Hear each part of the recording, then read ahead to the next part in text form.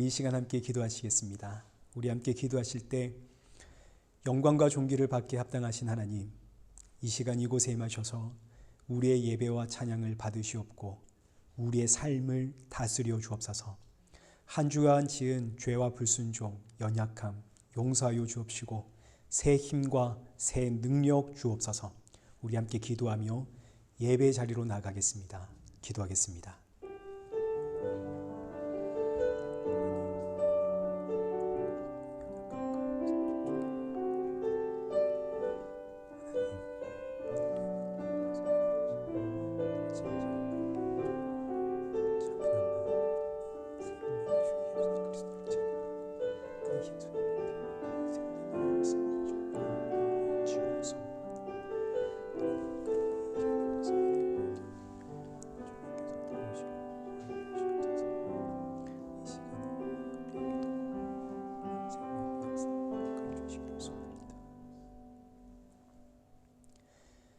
태초에 말씀이 계시니라. 이 말씀이 하나님과 함께 계셨으니 이 말씀은 곧 하나님이시니라. 거룩하신 하나님 아버지, 은혜 감사합니다. 오늘도 우리가 모이게 된 것은 태초로부터 계신 그 말씀이 우리를 이끌어 주심임을 믿습니다. 오늘도 이 예배를 통하여 그 말씀이신 예수 그리스도, 나의 생명임을 알고 믿을 수 있는 이 복된 은혜 허락하여 주옵소서. 이 시간 지난 한 주간 동안 짊어진 우리의 죄와 삶의 무게를 주님 앞에 내려놓습니다. 우리의 연약함과 불순종 용서하여 주옵시고 또 이 시간 우리를 대표해서 기도하시는 권사님의 기도와 우리의 예배를 기뻐 받아 주옵소서. 예수님의 이름으로 기도드리옵나이다. 아멘. 우리 함께 신앙 고백하시겠습니다. 전능하사 천지를 만드신 하나님 아버지를 내가 믿사오며 그 외아들 우리 주 예수 그리스도를 믿사오니 이는 성령으로 잉태하사 동정녀 마리아에게 나시고 본디오 빌라도에게 고난을 받으사 십자가에 못 박혀 죽으시고 장사한 지 사흘 만에 죽은 자 가운데서 다시 살아나시며 하늘에 오르사 전능하신 하나님 우편에 앉아 계시다가 저리로서 산자와 죽은 자를 심판하러 오시리라. 성령을 믿사오며 거룩한 공예와 성도가 서로 교통하는 것과 죄를 사하여 주시는 것과 몸이 다시 사는 것과 영원히 사는 것을 믿사옵나이다. 아멘.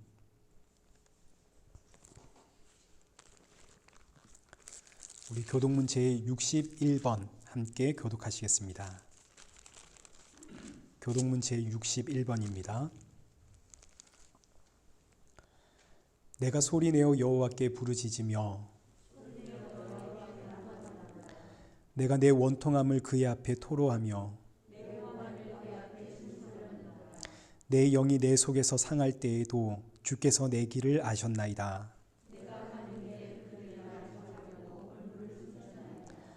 오른쪽을 살펴보소서. 나를 아는 이도 없고 나의 피난처도 없고 여호와여, 내가 주께 부르짖어 말하기를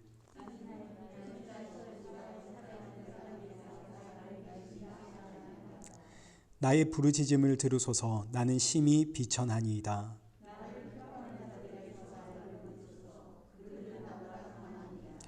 내 영혼을 옥에서 이끌어내사 주의 이름을 감사하게 하소서. 주께서 나에게 갚아주시리니 의인들이 나를 두루리이다. 아멘.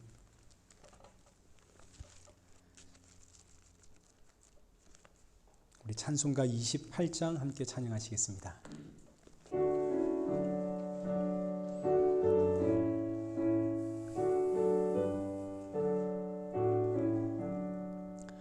복의 근원 강림하사 찬송하게 하소서.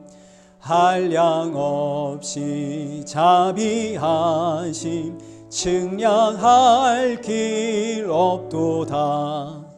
천사들의 찬송 가릴 내게 가르치소서. 구속하신 그 사랑을 항상 찬송합니다. 주의 크신 도움 받아 이때까지 왔으니 이와 같이 천국에도 이르기를 바라네. 하나님의 품을 떠나 죄에 빠진 우리를 예수 구원하시려고 보혈 흘려 주셨네. 주의 귀한 은혜 받고 일생 빚진 자 되네. 주의 은혜 사슬 되사 나를 주께 매소서. 우리 마음이 연약하여 범죄하기 쉬우니 하나님이 받으시고 천국인을 치소서. 아멘.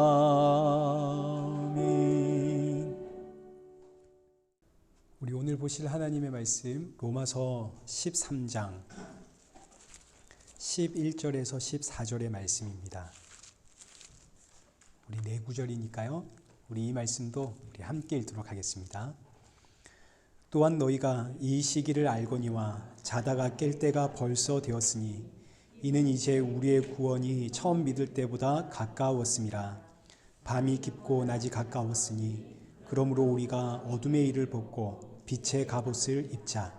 낮에와 같이 단정히 행하고 방탕하거나 술 취하지 말며 음란하거나 호색하지 말며 다투거나 시기하지 말고 오직 주 예수 그리스도로 옷 입고 정력을 위하여 육신의 일을 도모하지 말라. 아멘. 우리 교회 소식입니다. 우리 오늘 일회교회를 방문하신 모든 분들을 축복하고 환영합니다. 잘 오셨습니다. 우리 환절기에 참 감기 걸리기 쉬운 계절입니다. 여러분 다 건강하시길 바라고, 또 혹시 이제 미열이 있다든지 여러분 아시죠? 그러니까 이제 재채기나 기침이 나오시면 이제 한 주 쉬어도 괜찮습니다. 우리 김경숙 어머니의 건강을, 김경숙 집사님의 어머니의 건강을 위해서 계속 기도 부탁을 드립니다. 예배 후에 청년부 모임 있고요. 그리고 이번 주 성경 읽기 순서 여러분 확인하시고 또 새벽에 순서대로 또 참여해 주시면 되겠습니다. 다음 주 대표 기도는 우리 성경희 권사님이십니다. 우리 이 시간에는 우리 오늘 이곳에 계신 성령님, 우리 함께 찬양하시면서 우리 하나님 앞에 헌금 봉헌하도록 하겠습니다.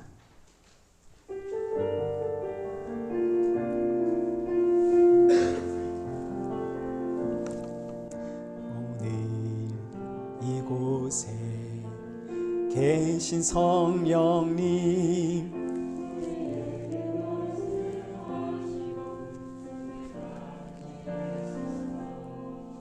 닫힌 우리 맘 열어주시고 주의 빛으로 밝혀 우릴 인도하소서.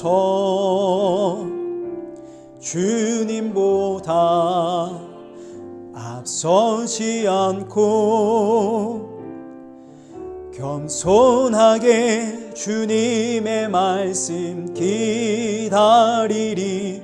주님 손에 우릴 드립니다.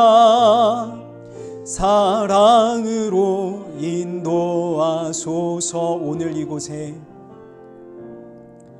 오늘 이곳에 계신 성령님, 우리에게 말씀하시고 우릴 가르치소서.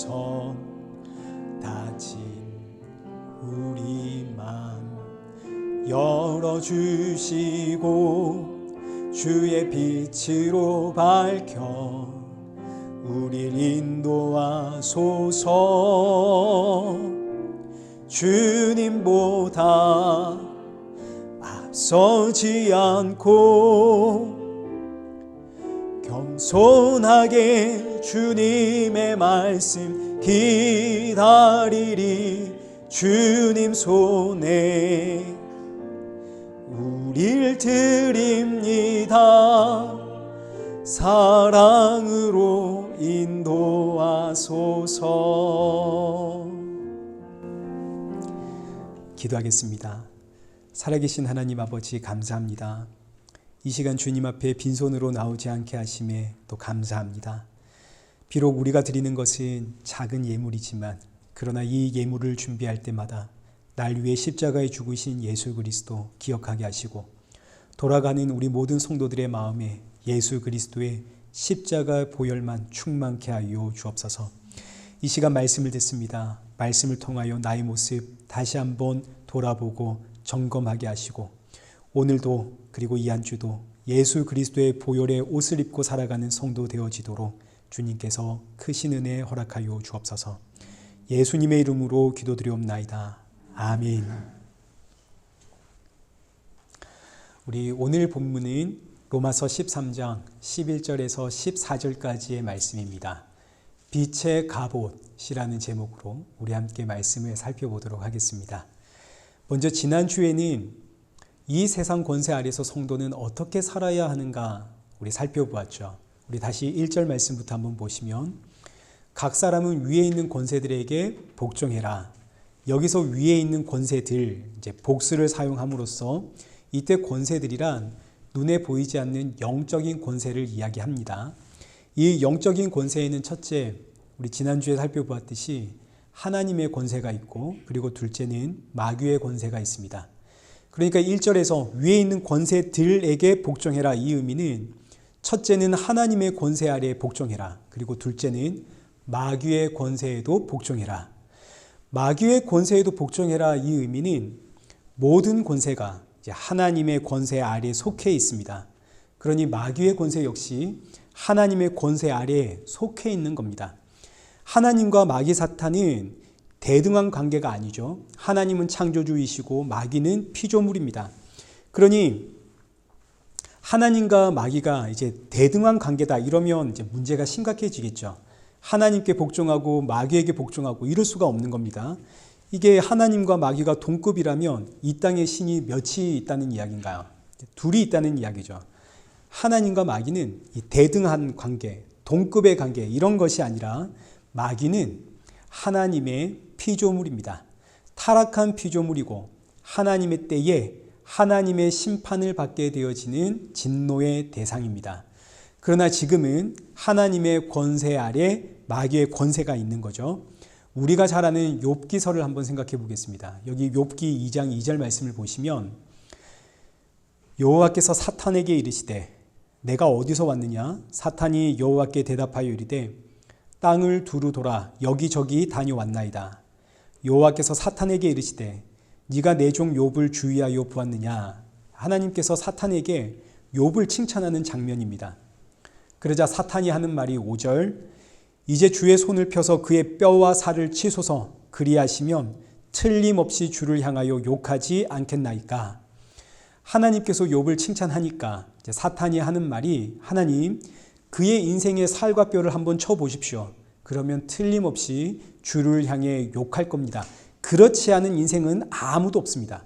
이것이 오늘날 사탄의 동일한 책략이고 계략입니다. 하나님 저기 저 이레교회를 한번 흔들어 보십시오.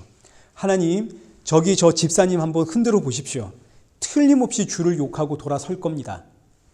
이때 하나님께서 놀랍게도 사탄의 소리를 들으시고 허락하십니다. 여기 6절 보시죠.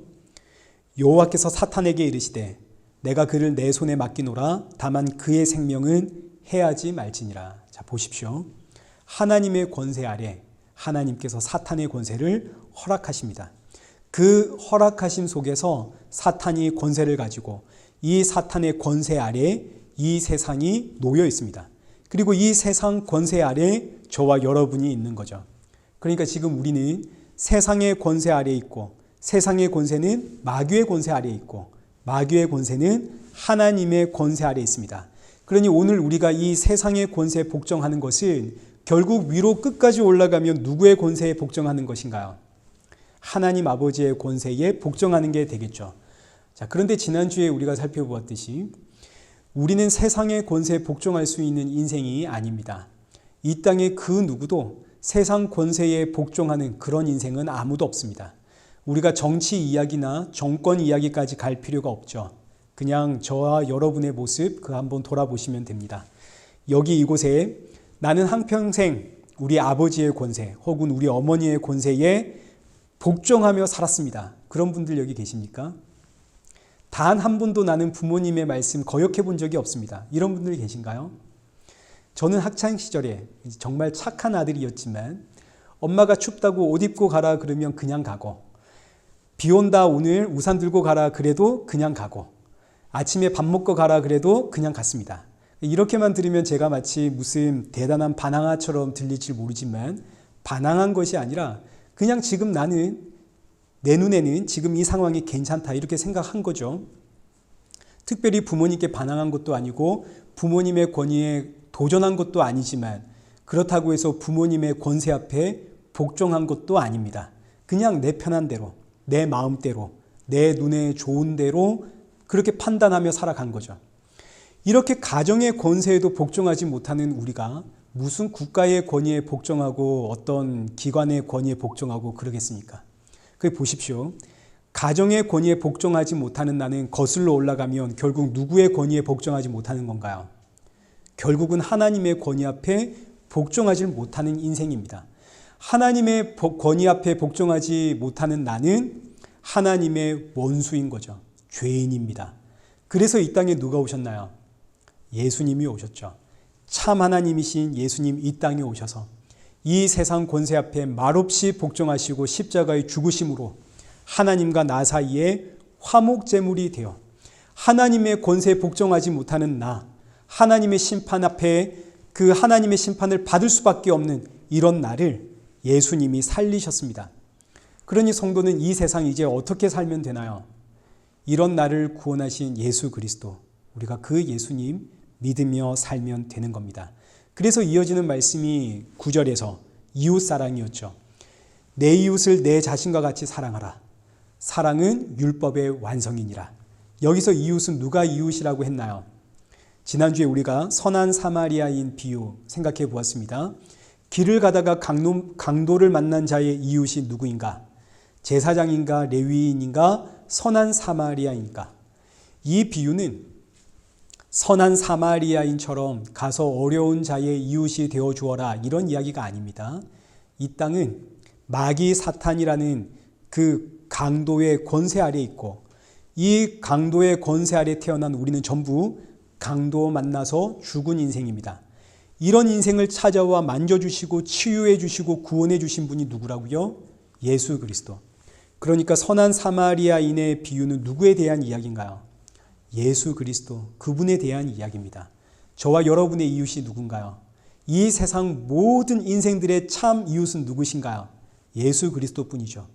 따라서 예수 그리스도 사랑이 이웃 사랑이고, 그래서 이웃 사랑은 곧 율법의 완성이 되는 겁니다. 율법이 영생의 비결을 담고 있죠. 근데 그 영생이 예수님께 있습니다. 그래서 예수님 사랑, 이 이웃 사랑이 율법의 완성이 되는 거죠. 단순히 이웃 사랑한다고 해서 율법이 완성되는 거 절대 아닙니다. 나를 구원하신 참 이웃, 그 예수님 모르고 그냥 이웃 사랑 수천 번 그거 실천을 해도 이건 영생과 아무런 상관이 없는 겁니다. 그러니까 성도는 이 땅을 어떻게 살아야 되는가? 나를 구원하기 위해 십자가에 죽으신 그 예수님 믿으며 사는 것이고, 동시에 그 예수 그리스도를 증거하며 사는 이것이 바로 이웃 사랑입니다. 그러니 성도는 예수님 믿고 살면 되고 예수님 전하며 살면 됩니다. 자, 그러나 이 세상이 사람들을 평가할 때 이 세상은 윤리와 도덕의 기준으로 이 잣대로 사람을 평가하고 있기 때문에 예수님의 이 귀한 생명의 복음, 이 복음을 증거하기 위해서 성도는 윤리적으로나 도덕적으로나 모든 사람들 앞에서 덕되는 모습으로 살아야 되는 거죠. 성도의 윤리적이고 도덕적이고 정직하고 성실하고 의롭고 이런 모습은 하나님 아버지가 요구하는 모습이 아닙니다. 하나님 앞에서 우리는 아무리 의롭게 살아도 죄인일 뿐입니다. 하나님이 원하시는 것은 그저 우리가 예수 그리스도 믿고 사는 것, 하나님 이걸 원하시죠. 성도의 신앙은 처음도 예수 그리스도, 그 과정도 예수 그리스도, 마지막도 예수 그리스도입니다. 그러나 세상은 윤리 도덕적인 모습으로 사람을 평가하기 때문에 이런 세상에서 참 생명이신 그 예수 그리스도를 증거하기 위해 모든 사람들 앞에서 덕을 세우기 위해 성도는 힘을 다해 이 땅의 질서를 지키고 윤리와 도덕을 실천하며 사는 겁니다. 오늘 본문이 바로 이제 이 이야기를 하는 겁니다. 예수 그리스도를 믿고 살아라. 이것이 바로 빛의 갑옷을 입는 이야기입니다. 11절 보시죠. 또한 너희가 이 시기를 알거니와 자다가 깰 때가 벌써 되었으니 이는 이제 우리의 구원이 처음 믿을 때보다 가까웠음이라. 사도 바울이 로마의 성도들을 향해 너희가 이 시기를 안다. 너희가 이 시기를 안다. 이 시기가 어떤 시기인가요? 자다가 깰 때입니다. 지금 우리가 살고 있는 이 시기는 자다가 깨는 시기입니다. 성경에서 잔다는 말은 죽음을 상징합니다. 자는데 영원히 깨지 않으면 이게 바로 죽음이 되는 거죠. 이 땅의 모든 인생들은 매일 밤 죽음을 경험하고 있고 그리고 매일 아침에는 부활을 경험하고 있습니다. 하나님께서 우리의 이 평범한 일상 가운데 죽음과 부활의 사인을 다 집어넣어 주신 거죠. 그러니까 지금 우리 모든 믿음의 조상들은 지금 다 자고 있는 중입니다. 언제 깨어나나요? 우리 주 예수 그리스도가 다시 불러내는 그날, 예수님 다시 오시는 그날, 믿는 자든 믿지 않는 자든 전부 깨어납니다. 아담과 하와 이후로 모든 인생이 깨어나서 부활의 새 몸을 입고 하나님의 심판대 앞에 서게 되는 거죠.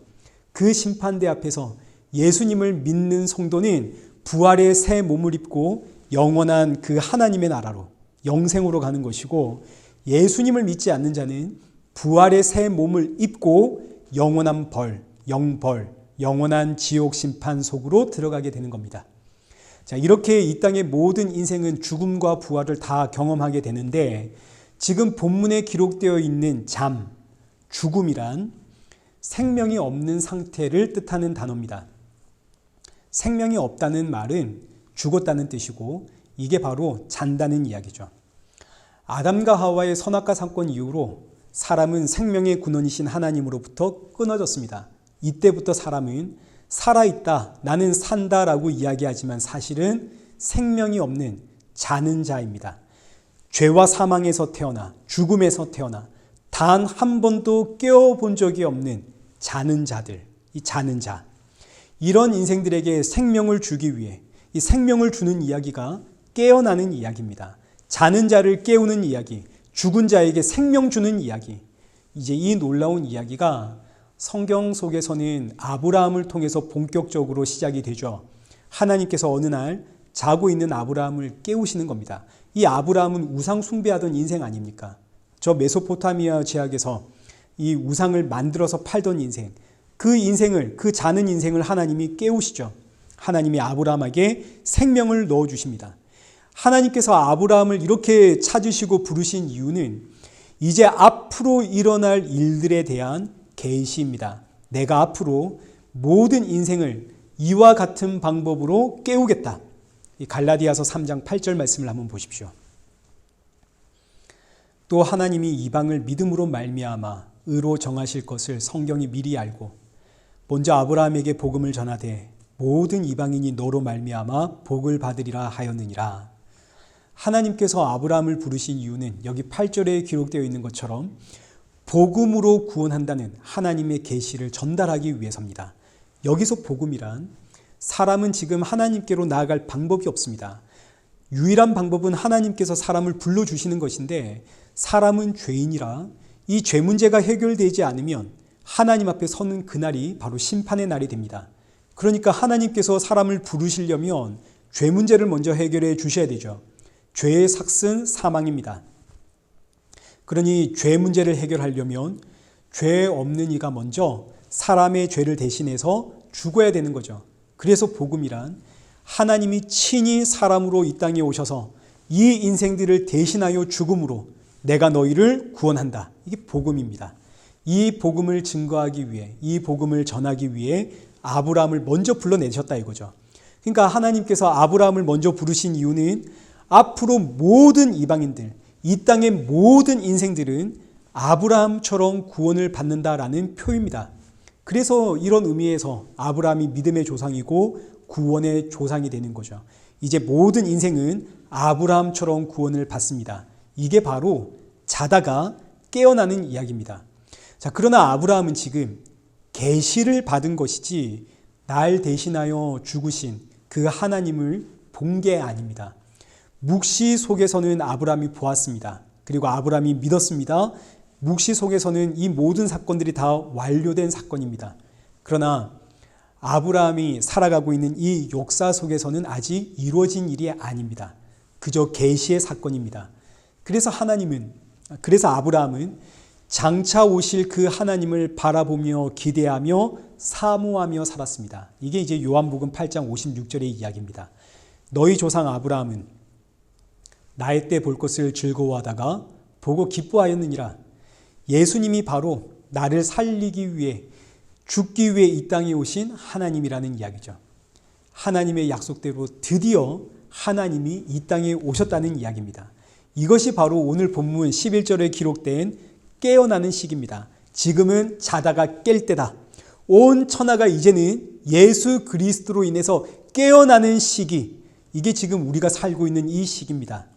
이 시기가 얼마나 복되고 복된 시기인지 이 사도 바울은 고린도 후서 6장 2절에서 이 시기를 이렇게 표현했습니다. 보라, 지금은 은혜 받을 만한 때요, 지금은 구원의 날이로다. 우리가 살고 있는 이 시기는 자는 자들이 깨어나는 시기입니다. 은혜의 날이고 구원의 날입니다. 그러니 성도는 지금 이 날에 부지런히 힘을 다해 복음을 증거해야 되는 거죠. 지금 우리의 삶에서 가장 시급한 일이 뭡니까? 여러분, 예수님 믿는 일이 가장 시급한 일입니다. 왜냐하면 이제 곧 심판의 날이 오는데 그날이 언제 올지를 우리가 모릅니다. 우리 주 예수 그리스도 다시 오시는 그날이 심판의 날인데 그날이 언제인지 알 수가 없죠. 지금 이 순간이 될 수 있고 오늘 밤이 될 수도 있고 내일 아침이 될 수도 있는 겁니다. 그러나 분명한 것은 여기 본문 11절 하반절에 이제 우리 구원이 처음 믿을 때보다 가까웠습니다. 하루하루가 지나갈수록 예수님 다시 오시는 그 재림의 날이 가까워지고 있습니다. 그러니 이제 그 날이 오기 전에, 언제 올지 모르니까 그 날이 오기 전에 성도는 지금 내 사랑하는 자들에게 이 생명의 복음 증거해야 되는 거죠. 지금 이 세상은 우리가 살고 있는 이 시기가 어떤 시기인지를 전혀 모르고 살아갑니다. 누가복음 12장에 나오는 어리석은 부자의 이야기가 오늘 이 시대의 이야기입니다. 누가복음 12장 16절부터 21절까지 우리 함께 보겠습니다. 또 비유로 그들에게 말하여 이르되 한 부자가 그 밭에 소출이 풍성하매 심중에 생각하여 이르되 내가 곡식 쌓아둘 곳이 없으니 어찌할까 하고 또 이르되 내가 이렇게 하리라. 내 곡간을 헐고 더 크게 짓고 내 모든 곡식과 물건을 거기 쌓아두리라. 또 내가 내 영혼에게 이르되 영혼아 여러 해 쓸 물건을 많이 쌓아두었으니 평안히 쉬고 먹고 마시고 즐거워하자 하리라 하되 20절 하나님은 이르시되 어리석은 자여 오늘 밤에 내 영혼을 도로 찾으리니 그러면 내 준비한 것이 누구의 것이 되겠느냐 하셨으니 자기를 위하여 재물을 쌓아두고 하나님에 대하여 부요하지 못한 자가 이와 같으니라. 여러분, 이게 바로 이 세상의 모습입니다. 이 세상은 지금 이 시기가 어떤 시기인지를 모릅니다. 그래서 그저 자기를 위해 노년에 편안히 먹고 살기 위해 열심히 일하고 그래서 성공하고 이제 편안히 먹고 살만하다. 이젠 마시고 즐거워하자. 그런데 그날에 하나님께서 그 인생을 부르시면 여기서 불러내시는 것은 이 부자만 불러내는 게 아니라 이 땅의 모든 인생들을 다 불러낸다는 이야기입니다. 하나님께서 심판하기 위해 이 땅의 모든 인생을 그날에 다 불러내시면 내가 한평생 그렇게 쌓아온 재물이 무슨 의미가 있단 말입니까? 근데 세상은 이 사실을 모르니까 오늘도 부지런히 일하고 부지런히 벌고 모읍니다. 이게 전부인 줄 알고. 근데 이 의미가 여러분 그러니 일하지 마십시오. 여러분 저축하지 마십시오. 이런 이야기가 아닌 거 여러분 다 아시죠? 부지런히 일을 하셔야 되고 할 수 있으면 저축도 많이 하셔야 됩니다. 그러나 성도는 이런 재물이 나를 살리는 게 아니다라는 걸 우리는 아는 거죠. 나의 구원은 재물에 있는 것이 아니라 어디에 있나요? 예수 그리스도께 있습니다.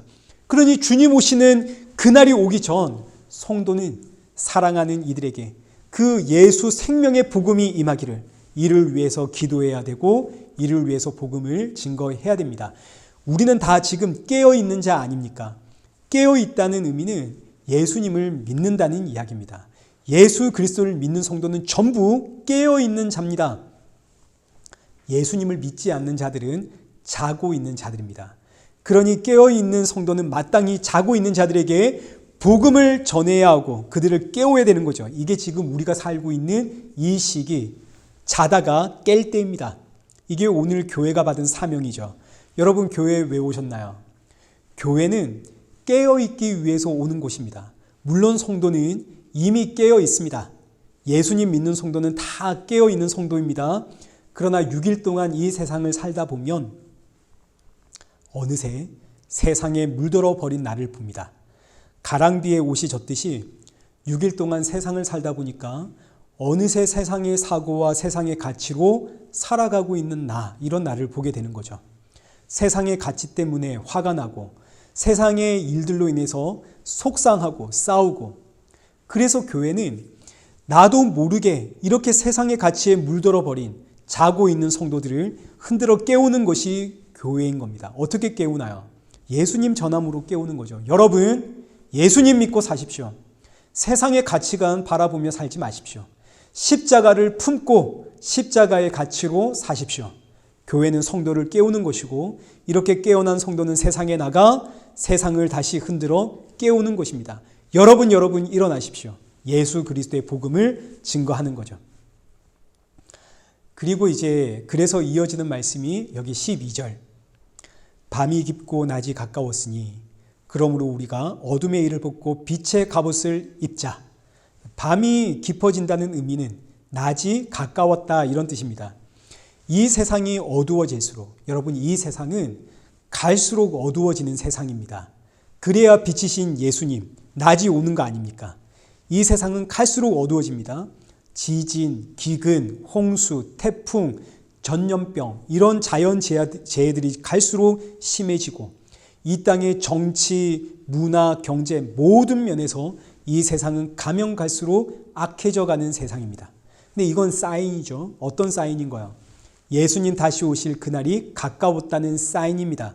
그러니 성도는 이 세상의 어둠의 일을 빨리 벗고 빛의 갑옷을 입어야 되는 겁니다. 그럼 이제 어둠의 일이란 무엇이고 빛의 갑옷이란 무엇인가? 13절 보십시오. 낮에와 같이 단정히 행하고 방탕하거나 술 취하지 말며 음란하거나 호색하지 말며 다투거나 시기하지 말고, 여기 이제 13절에 어둠의 일을 묘사하고 있는데, 어둠의 일이란 방탕, 술 취함, 음란, 호색, 다툼, 시기 등등이 이제 어둠의 일입니다. 여기에 나열되어 있는 이 어둠의 일들은 단순히 윤리 도덕적 차원의 이야기가 아닙니다. 방탕이라고 하는 것은 진리를 모르는 상태가 방탕입니다. 이 땅에는 진리가 없죠. 오늘날의 세계관은 절대적인 가치나 진리가 없습니다. 다 상대적입니다. 그래서 우리가 포스트 모더니즘이라고 표현을 하죠. 이게 바로 방탕함입니다. 진리를 모르는 상태. 너도 맞고 나도 맞고, 너도 존중해주고 나도 존중해주고, 이게 바로 방탕. 술 취하지 말라는 이야기는 단순히 술에 취하지 마라 이런 의미가 아니라, 술이 세상을 뜻합니다. 이 세상에 취하지 마라. 오순절 성령이 임하자 사람들이 저들이 지금 낮부터 새 술에 취했다 이렇게 비난을 하죠. 술과 성령을 대비하는 표현으로 술은 세상을 의미하는 겁니다. 세상에 취하지 마라. 취하다라는 이 단어가 사로잡히다, 붙잡히다 이런 의미를 가지고 있습니다. 술 취함이라는 의미는 세상에 사로잡힌 상태. 음란과 호색, 사람이 사람을 의지하고 사람이 사람을 좋아하고 사람이 세상을 좋아하는 이 모든 상태가 전부 음란과 호색입니다. 여기에는 동성애도 다 포함되어 있는 겁니다. 성경은 하나님과 사람의 관계를 부부 사이로 표현을 하죠. 하나님은 신랑, 사람은 신부. 그런데 선악과 사건 이후로 하나님으로부터 끊어졌습니다. 신랑과 신부가 끊어졌죠. 이제는 신부가 신부를 사랑하는 시대가 되었습니다. 신부가 신부를 좋아하고 신부가 신부를 의지하는 이런 시대. 이게 바로 동성애고 음란이고 호색입니다. 오늘날 이 신약 시대는 참 신랑이신 예수님이 오셨죠. 저와 여러분의 진짜 신랑이 누군가요? 예수님입니다. 우리는 예수님의 신부죠. 그런데 신부가 신랑이신 예수님 사랑하지 않고 신부가 신부를 사랑하게 되면, 신부가 이 세상을 사랑하고 신부가 재물을 사랑하게 되면 이게 전부 동성애고 호색이고 음란이 되는 겁니다. 오늘날 교회가 이제 동성애를 비난하고 정죄하는데 이건 마치 바리새인과 똑같은 겁니다. 바리새인의 문제가 뭔가요? 자신이 죄인이라는 사실을 모르는 게 바리새인들의 문제죠. 오늘날 교회가 자신은 동성애자가 아닌 줄 압니다. 목사님, 우리는 이성애자입니다. 그렇지 않습니다. 예수님을 사랑하지 않는 모든 인생이 전부 동성애자고 음란한 자요, 호색하는 자입니다. 그리고 우리는 예수님 사랑을 못합니다. 그래서 우리가 다 동성애자고 음란한 자고 호색한 자입니다. 어떤 분들은 이런 이야기에 화를 내시는데, 여러분 화를 내지 마시고 여러분 정말 신랑이신 예수님을 내가 사랑하는가 한번 돌아보십시오. 예수님을 사랑한다는 신앙의 고백은 있습니다. 이 신앙의 고백은 진심입니다. 저도 예수님 너무너무 사랑합니다. 그러나 우리는 예수님 사랑하며 살아가지를 못하는 인생입니다. 우리는 그냥 나를 사랑하는 인생이죠. 어디 가서 내가 쪽팔리는 거 싫고, 어디 가서 내 자존심 상하는 거 그거 너무 싫고, 내가 남에게 피해 주는 것도 싫고, 내가 남에게 아쉬운 소리 하는 것도 싫은, 우리는 그냥 나를 사랑하는 인생입니다. 그래서 하나님이 이런 우리 안에 성령을 넣어주신 거 아닙니까? 이게 바로 빛의 갑옷을 입는 이야기입니다. 지난주에도 우리가 살펴보았듯이 하나님께서 우리에게 내가 너를 구원해 주었으니 이제 너는 내 아들 예수를 사랑하며 살아라, 이렇게 조건을 걸어 붙였다면, 예수님을 사랑해야만 구원받는다라고 조건을 가져다 붙였다면 우리는 아무도 구원을 받을 수가 없습니다. 구약이 증거하고 있죠. 하나님께서 율법 주시면서 말씀대로 살아라, 나를 사랑하면 그럼 내가 너희를 구원해 줄게. 근데 그렇게 살던가요? 못 살던가요? 아무도 그렇게 못 살죠. 그래서 새 언약은 하나님께서 우리에게 조건을 붙이는 것이 아니라 내 안에, 내 마음판에 성령, 아들의 영, 예수의 영을 무조건 그냥 새겨 넣으심으로 나의 삶을 보는 게 아니라 내 안에 있는 그 아들의 영을 보고 넌 내 아들이야 칭해 주시는 겁니다. 이게 얼마나 놀라운 구원의 은혜인지. 그래서 성경은 여기 12절에 어둠의 일을 벗고 빛의 갑옷을 입어라. 이 빛의 갑옷이 뭐냐? 14절에 오직 주 예수 그리스도로 옷 입는 것. 이게 바로 빛의 갑옷입니다. 빛의 갑옷은 예수 그리스도를 이야기하는 겁니다. 예수 그리스도를 옷 입는 것. 이거 달리 표현하면 예수 그리스도의 보혈이 지금 나를 덮고 있는 것. 예수님이 나를 찾아와 나의 주인 되시고 지금도 내 머리 위에서 십자가의 보혈을 흘려내리는, 이게 바로 빛의 갑옷을 입는 이야기입니다. 빛의 갑옷을 입는다는 이야기는 여러분 방탕하게 살지 마십시오. 술 취하지 마십시오. 여러분 음란하지 마시고 호색하지 마십시오. 다투지 말고 시기하며 살지 마십시오. 이런 이야기가 아닌 겁니다. 이 세상 보십시오. 이 세상은 시간이 지날수록 점점 어두워져 가는 세상입니다. 점점 악해져 간다는 뜻입니다. 이것이 예수님 오신다는 사인이기 때문에 세상이 갈수록 악해져 가는 건 당연한 겁니다. 그런데 이런 세상에서 성도가 바르게 살고 착하게 살고 의롭게 살고 그래서 이 세상을 변화시키고 개혁시키고 바꾸고 그럴 수 있나요? 그럴 수가 없는 거죠. 이 세상은 변하는 세상이 아니라 이 세상은 갈수록 악해져 가는 세상입니다. 이 세상은 선한 하나님의 나라로 회복되는 세상이 아니라 갈수록 어두워져 가는 세상입니다. 그래서 마침내는 지옥의 땔감이 되는 거죠. 베드로후서 3장 7절 보십시오. 이제 하늘과 땅은 그 동일한 말씀으로 불사르기 위하여 보호하신 바 되어 경건하지 아니한 사람들의 심판과 멸망의 날까지 보존하여 두신 것이라. 이 세상이 보존되는 이유가 뭐라고요? 그 마지막 날에 불사르기 위해서 보존하고 있는 겁니다. 쉽게 지옥의 땔감이라는 이야기입니다. 이 세상을 불태우는데 이 세상의 불이 영원히 꺼지지 않으면 이게 지옥 아닙니까? 12절과 13절도 보십시오. 하나님의 날이 임하기를 바라보고 간절히 사모하라. 그날에 하늘이 불에 타서 풀어주고 물질은 땅이죠. 땅이 뜨거운 불에 녹아지려니와 우리는 약속대로 의가 있는 곳인 새하늘과 새 땅을 바라보도다. 성도는 어디로 가나요? 새하늘과 새 땅으로 가는 거죠. 이 세상은 성도의 삶의 모습을 통해서 변화되고 개혁되는 세상이 아닙니다. 그냥 갈수록 악해져 가는 세상입니다. 심판의 날 불태우기 위해 보존되고 있는 세상입니다. 이런 세상에서 성도는 어떻게 살아야 되는가? 이 세상은 방탕하고, 이 세상은 술에 취해 있고, 이 세상은 음란과 호색하고 다투고 시기하는 세상입니다. 이건 윤리 도덕적인 의미도 있지만 하나님으로부터 떨어져 있는 것, 하나님으로부터 끊어진 것을 이렇게 표현한 것이기도 합니다. 그런데 이런 세상 속에서 성도는 좀 다른가요? 윤리 도덕으로 표현하자면 성도도 똑같죠. 성도도 윤리 도덕적으로 똑같이 방탕하고 똑같이 술에 취해 있고 음란하고 호색하고 다투고 시기하며 삽니다. 목사님, 저는 음란하고 호색하고 그러지 않습니다. 그러나 다투고 시기하며 살죠. 뿐만 아니라 이게 윤리 도덕적인 이야기가 아니라 하나님과 나와의 관계라는 것도 말씀을 드렸습니다. 여러분이 아무리 윤리 도덕적으로 방탕하지 않고 술 취하지 않고 음란과 호색하지 않고 있다 하더라도, 그러나 우리가 세상에 취해 있다는 거, 여러분 이거 우리가 부정할 수가 없고, 하나님 사랑, 예수님 사랑보다 내 가족 사랑, 내 자녀 사랑이 훨씬 더 큰 것, 이거 우리가 부정할 수가 없습니다.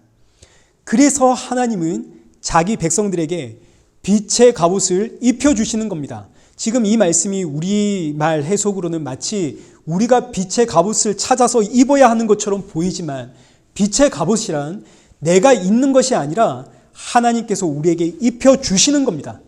우리에게서는 도무지 구원의 자격과 조건을 찾을 수 없기 때문에 이게 새 언약의 이야기죠. 갈수록 악해져가는 이 세상과 우리가 전혀 차이가 없기 때문에 하나님께서 빛의 갑옷, 예수 그리스도의 보혈로 나를 덧입혀 주심, 이것이 바로 성도의 구원이 되는 거죠. 갑옷이란 전쟁의 도구입니다. 전쟁할 때 입는 옷이 갑옷입니다. 빛의 갑옷을 입혀주셨다는 말은 지금 성도는 전쟁 중이라는 뜻이죠. 우리는 지금 전쟁 중에 있습니다. 근데 이 전쟁은 혈과 육의 전쟁이 아닙니다. 사람과 싸우고 세상과 싸우는 그런 전쟁이 아닙니다. 에베소서 6장 12절 보십시오. 우리의 씨름은 혈과 육을 상대하는 것이 아니요 통치자들과 권세들과 이 어둠의 세상 주관자들과 하늘에 있는 악의 영들을 상대함이라. 우리의 전쟁은 악한 영과의 전쟁입니다. 여기서 이어지는 말씀, 그래서 이어지는 말씀 13절, 그러므로 하나님의 전신갑주를 취해라. 여기서 하나님의 전신갑주가 오늘 본문에 나오는 빛의 갑옷이요 예수 그리스도로 옷 입는 것을 뜻합니다. 예수 그리스도로 옷 입을 때, 그때 여기 13절 하반절에 이는 악한 날에 너희가 능히 대적하고 모든 일을 행한 후에 서기 위함이라. 예수 그리스도로 옷 입고 있을 때 우리는 능히 사탄 마귀를 대적할 수 있고 모든 일을 행한 후에, 모든 전쟁이 끝난 후에 하나님 앞에 당당히 설 수 있다는 이야기입니다. 그럼 여러분, 마귀와의 전쟁이 어떤 전쟁인지 우리 그거 알아야겠죠. 마귀와의 전쟁은 오늘 본문 여기 13절에 기록되어 있는 것처럼 방탕과 술 취함과 음란과 호색과 다툼과 시기 등등입니다. 진리를 감추고 세상에 취하게 함으로 예수님보다 세상과 사람을 더 의지하게 하는, 이게 바로 마귀의 전략이고 우리는 이 싸움을 하는 거죠. 이걸 고린도후서 4장 4절에서는 이렇게 잘 표현을 했습니다. 고린도후서 4장 4절. 그 중에 이 세상의 신이 믿지 아니한 자들의 마음을 혼미하게 하여 그리스도의 영광의 복음의 광채가 비치지 못하게 함이니 그리스도는 하나님의 형상이니라. 마귀 사탄이 이 세상에서 하는 일이 뭐라고요? 사람의 마음을 혼미하게 해서 예수 그리스도를 바라보지 못하게 하는 것.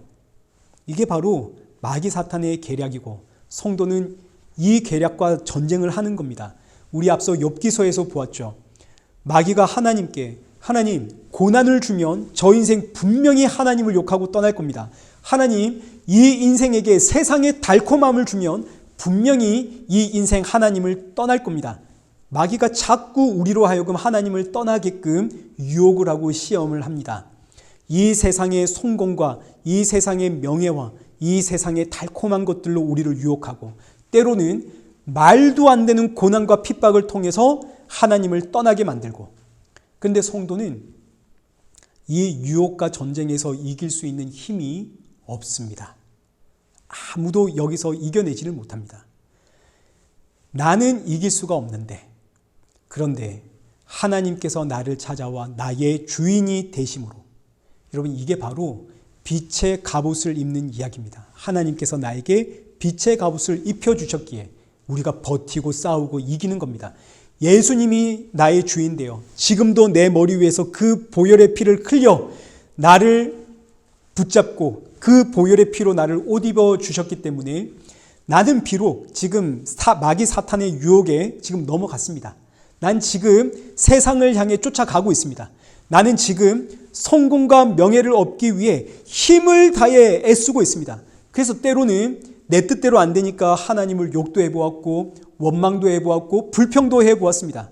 그런데 내가 그렇게 별의 별짓을 다 해도 눈을 들어보면 나는 십자가 앞이라는 이야기입니다. 마치 손오공, 여러분 손오공이 그렇게 별짓을 다 하며 돌아다녀도 어디 아닌가요? 부천이 손바닥 아니죠? 이 이야기입니다.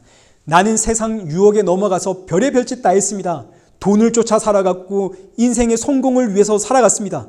그런데 눈을 들어보면 사실 나는 십자가 앞에서 단 한 발자국도 떨어진 적이 없는 겁니다. 이게 바로 빛의 갑옷을 입혀준 이야기입니다. 영적인 전쟁은 내가 하는 게 아니죠. 나는 쓰러지고 자빠지고 넘어지고 난리가 났습니다. 그런데 이런 나를 십자가의 보혈이 덮고 있기에 마귀 사탄이 나를 넘어뜨리지를 못하고, 이 모든 전쟁이 끝난 후에 하나님은 나에게 잘했다 내 아들아 칭찬을 하시는 겁니다. 내가 칭찬받을 일을 했나요? 아니요. 나는 자꾸 세상을 바라보았죠. 근데 왜 칭찬받나요? 빛의 갑옷이, 그 예수 그리스도의 보혈이 나를 덮고 있기 때문에 하나님께서 잘했다 내 아들아 하시는 겁니다. 자, 그러니 보십시오. 성도는 정말 처음부터 끝까지 하나님의 은혜로 삽니다. 내가 한 게 아무것도 없습니다. 전부 예수님이 지켜주었습니다. 그 십자가에 흘린 보혈이 지금도 여전히 나를 지키고 있기에 성도는 그래서 삽니다. 그래서 사도 바울의 고백이 고린도전서 15장 10절, 그러나 내가 나된 것은 하나님의 은혜로 된 것이니 내게 주신 그 은혜가 헛되지 아니하여 내가 모든 사도보다 더 많이 수고하였으나 내가 한 것이 아니요 오직 나와 함께 하신 하나님의 은혜로다. 나의 나된 것은 오직 하나님의 은혜입니다. 그 수없이 많은 유혹과 시험들 가운데 내가 승리할 수 있었고 버틸 수 있었던 이유는 내가 잘나서가 아니라, 내 믿음이 뛰어나서가 아니라 주께서 나를 지켜주셨기 때문에, 그 예수 그리스도의 보혈이 나를 감싸고 있기 때문에. 말씀을 맺겠습니다. 오늘 본문 두 가지 이야기를 합니다. 첫째는 지금은 깰 때입니다. 깨어나는 것은 나의 각오나 결단이 아니라 성령의 역사요 하나님의 은혜입니다. 전적인 하나님의 은혜로 그 예수 그리스도를 믿는 믿음이 내 안에 생긴 것, 이게 깨어나는 거죠.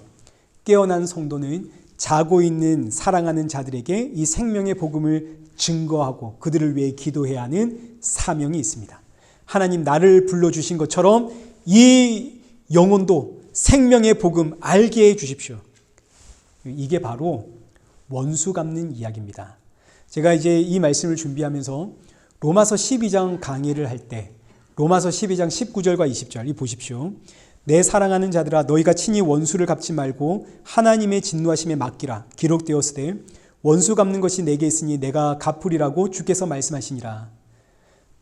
그리고 20절도 보십시오. 내 원수가 줄이거든 먹이고 목마르거든 마시게 해라. 그리하 함으로 내가 숯불을 그 머리에 쌓아 놓으리라.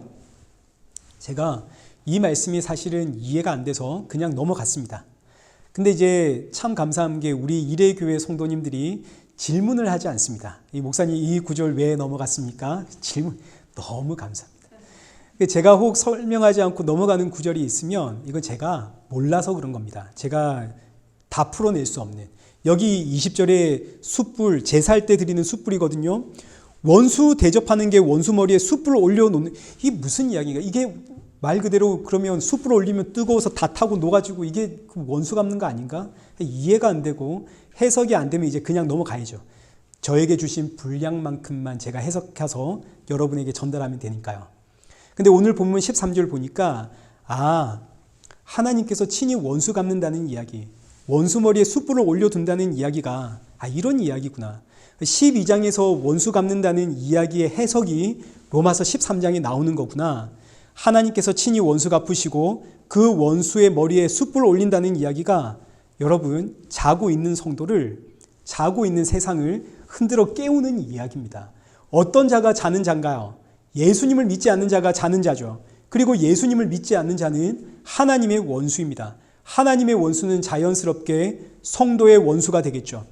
내가 아무리 사랑하는 사람이라도 예수님을 모르면 그는 하나님의 원수가 되는 것이고, 동시에 내가 가진 신앙을 괴롭히는 나의 원수가 되는 겁니다. 그 대표적인 사람이 사도 바울이죠. 사도 바울, 그야말로 하나님의 원수이고 성도들의 원수입니다.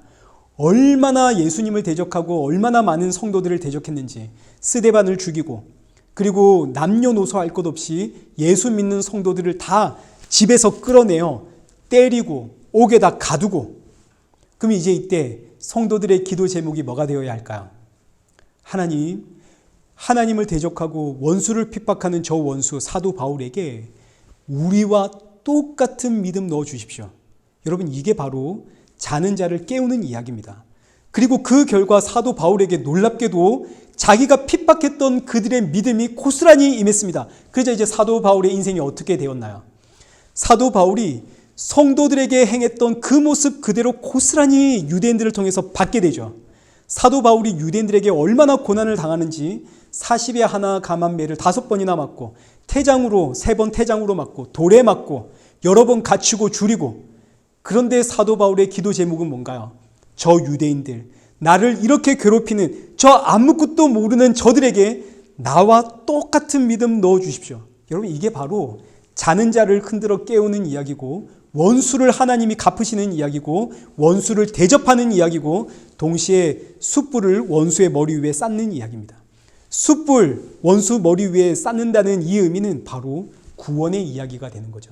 제단 숯불 내 머리 위에, 저들의 머리 위에, 구원의 이야기입니다.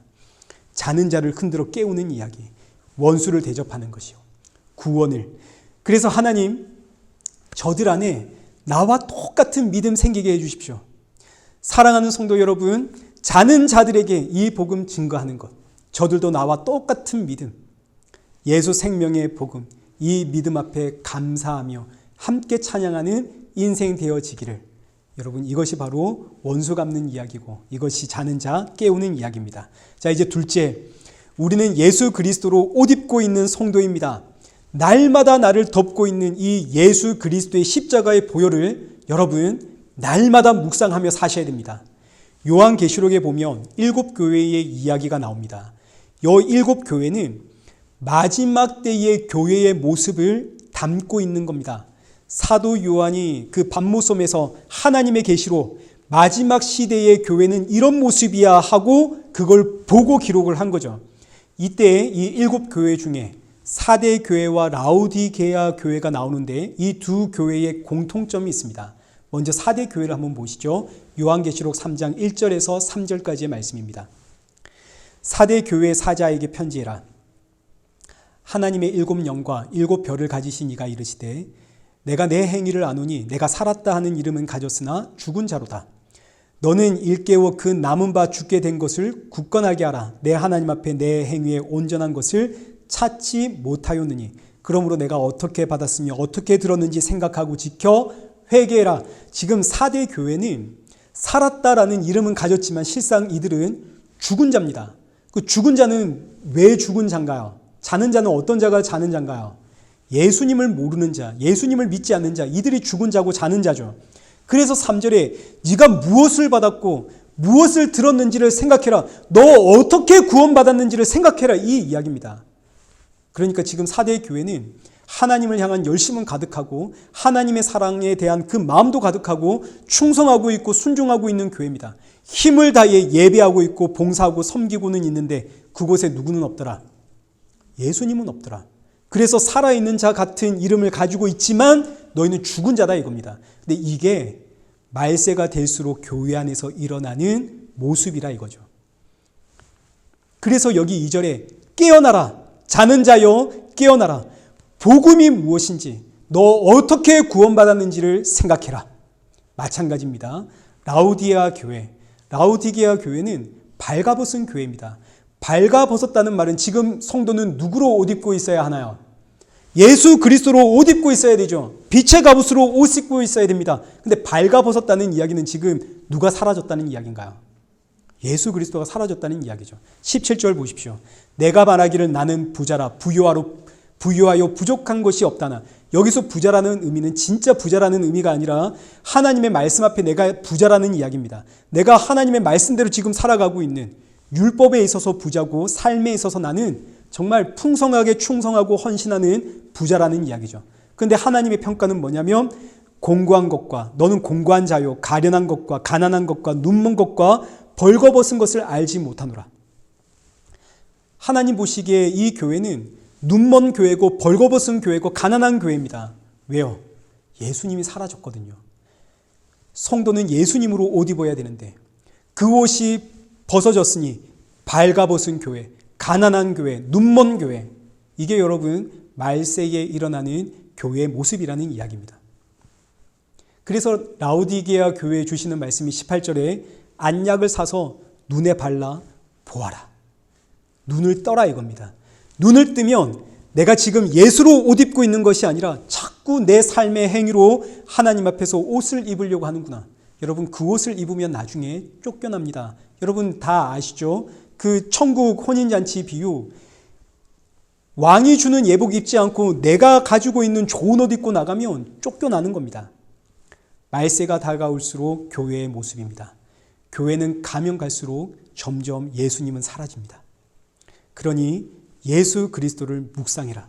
너의 구원이 어떻게 임했는지를 날마다 생각해라. 그래서 히브리서 3장 1절, 그러므로 함께 하늘의 부르심을 받은 거룩한 형제들아, 우리가 믿는 도리의 사도이시며 대제사장이신 예수를 깊이 생각하라. 사랑하는 성도 여러분, 시대가 악해져 갈수록 우리는 더욱 우리의 구원자이신 예수 그리스도 더 많이, 더 깊이 묵상해야 됩니다. 주님 다시 오실 그날까지 나의 구원자 예수 그리스도 더 깊이 묵상하며 이 귀한 복음으로 자는 자들을 깨우는 그런 저와 여러분 되시기를 축원합니다. 우리 시간 함께 주는 완전합니다. 함께 찬양하시면서 기도의 자리로 나가겠습니다.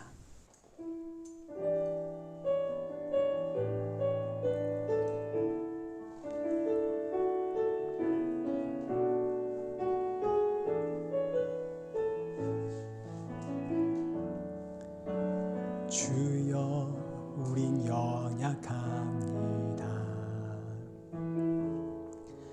우린 오늘을 힘겨워합니다.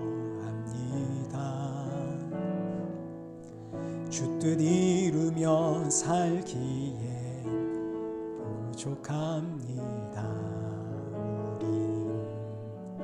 우린 연약합니다. 주여 우린 넘어집니다. 오늘 하루 또 실수합니다. 주의 긍휼을 구하는 죄인입니다. 우린 주만 바라봅니다. 한없는 주님의 은혜 온 세상 위에 넘칩니다. 가릴 수 없는 주 영광 온 땅 위에 충만합니다. 주님만이 길이오니 우린 그 길 따라갑니다. 그날에 우리를 이루신 주는 완전합니다. 우리 시간 함께 기도하실 때 우리 찬양의 가사처럼 우린 연약합니다. 우린 주님의 뜻을 이루며 살기에 너무 부족합니다. 그리고 날마다 실수하고 넘어지는 인생입니다. 그러나 너무너무 놀랍게도 눈을 들면 십자가 앞입니다. 이 귀한 은혜, 이 놀랍고 한없는 은혜에 감사하며 이 귀한 은혜가 내 사랑하는 자들에게도 임하길, 같은 믿음으로 같은 주를 찬양하는 이 복된 은혜를 우리의 가정에, 우리의 자녀들에게, 그리고 내 사랑하는 자들에게 부어 주옵소서. 우리 함께 마음을 모아 기도의 자리로 나가겠습니다. 기도하겠습니다.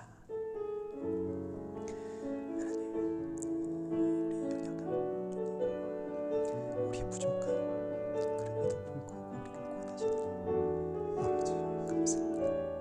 우리 너무 죄인입니다. 그럼에도 불구하고 하나님 눈을 뜨면 또 십자가 앞이고 눈을 뜨면 또 주님의 앞입니다. 얼마나 감사하지. 이 귀한 은혜 붙잡고 살아갑니다. 나는 연약해도, 나는 쓰러져도, 나는 잠들어도 주님께서 나를 높여주시고 그 엄살을 살아도 또 십자가 앞이라는 사실 앞에 감사를 드립니다.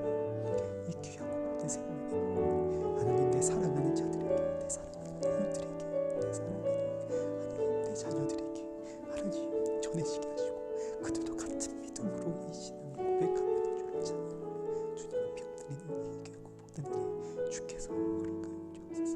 아버지 하나님 살아가는 우리 모든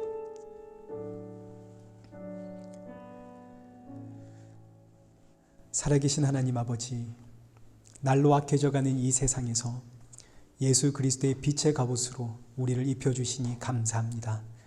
우리의 구원이, 우리의 참 생명이 오직 예수님께 있다는 사실 잊지 않게 하시고 날이 가면 갈수록 이 귀한 구원과 생명의 은혜를 더욱더 깊이 묵상하며 살아가는 성도 되게 하여 주옵소서. 주께서 우리에게 주신 사명이 있습니다. 주님 오시는 그날까지 십자가의 증인으로 이 사명 잘 감당하며 살아갈 수 있도록 날마다 성령 충만케 하여 주옵소서. 예수님의 이름으로 기도드리옵나이다. 아멘.